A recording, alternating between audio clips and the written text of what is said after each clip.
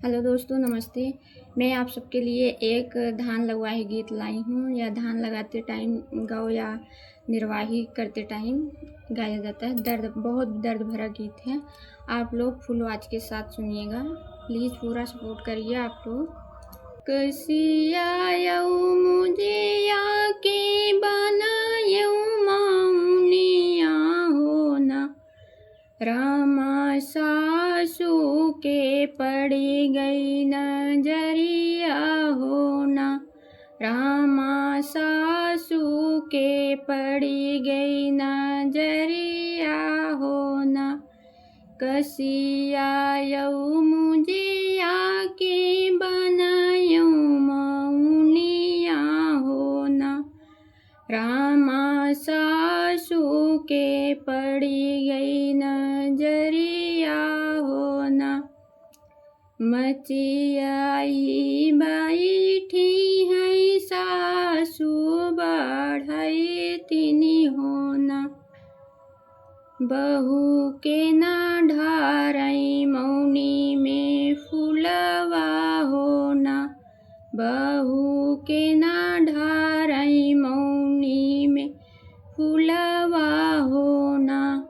रामा रसोइया से बोलई बहुरिया होना, रामा रसोइया से बोलई बहुरिया होना।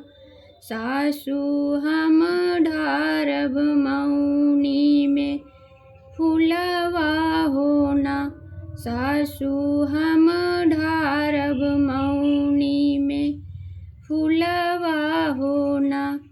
इतनी बचन सासू सुनाहू न पावेली होना, इतनी बचन सासू सुनाहू न पामई होना। रामा गोड़े मोड़े ताने चदरिया होना, रामा गोड़े मोड़े ताने चदरिया होना।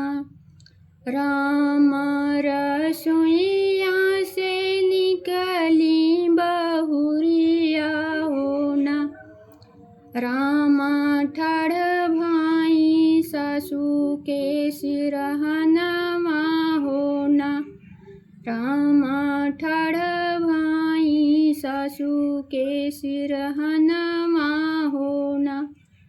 काहे क गइलू सासू तुही रिसियाई होना, रामा गोड़े मोड़े तान्यू चदरिया होना, रामा गोड़े मोड़े तान्यू चदरिया होना। मुड़वई पीरानी बहुअर मुड़वई धमकई होना, बहुअर बेटा लागे भेजौना खबरिया होना, बहुअर बेटा लागे भेजऊ खबरिया होना। घोड़वा चढ़ल आए राजा के पुतवा होना, रामा ठाड़ भाए माया के बगलिया होना, रामा ठाड़ भाए माया के बगलिया होना। कही त्युता मोरी माया गोड़वा दवाई होना, मैया कही त्यू दवैया लेके आऊ त्यों होना, मैया कहाँ त्यू ना दवैया लेके आऊ त्यों होना।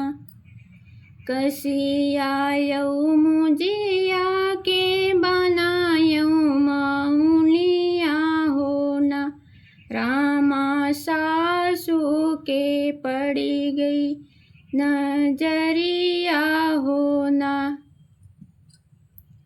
आप लोग कमेंट करके प्लीज़ बताइएगा।